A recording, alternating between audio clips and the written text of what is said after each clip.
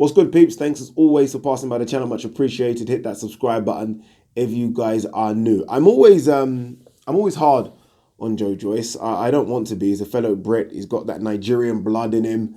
So I do watch him, hoping that he's gonna surprise me and just put on a performance that makes me think, you know what? Yeah.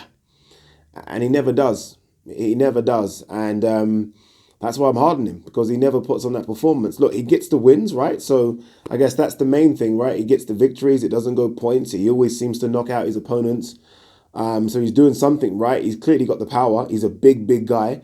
He's built in this kind of modern day heavyweight. So they're all like, what, 6'5", 6'6", 20 stone. He's like that.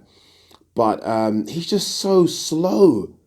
He's so slow and so obvious in what he does. I don't know why, it just annoys me. It shouldn't annoy me. I shouldn't take it personal. I don't know him, but it just does.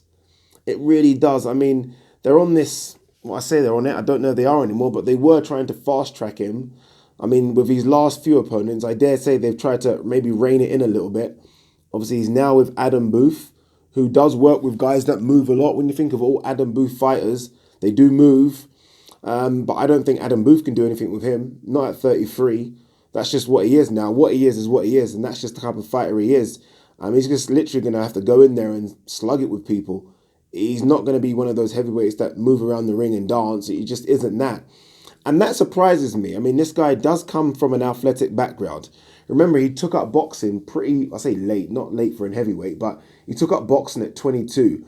Prior to that, he was a track and field athlete. I don't know if he was a runner or a javelin thrower or whatever. I don't know what he was, but he was a track and field athlete.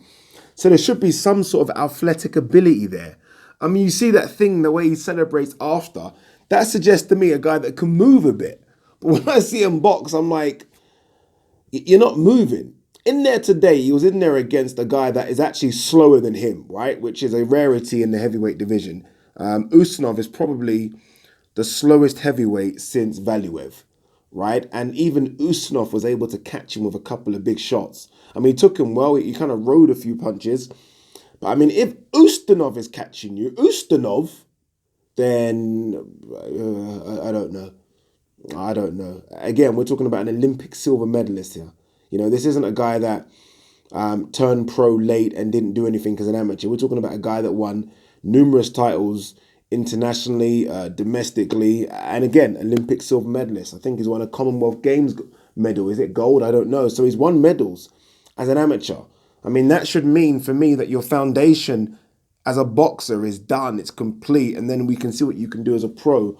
And so far as a pro, everything just seems so slow. I mean, look, I get that he's big, but you can't be that slow. You really can't be. I mean, he's got a fight in July, I think, with the O2 Arena on the undercard of Gorman versus Dubois. I mean, I've always thought that he's above that level. Not sure. Not sure, you know. I'm really not. I've actually put him in my head. I've put him above Dubois, Gorman, Price, Allen. Maybe we have to bring him back to that level first before I fully know how good he is. Because, I mean, look, I know he's mandatory for Caballero. He's got power.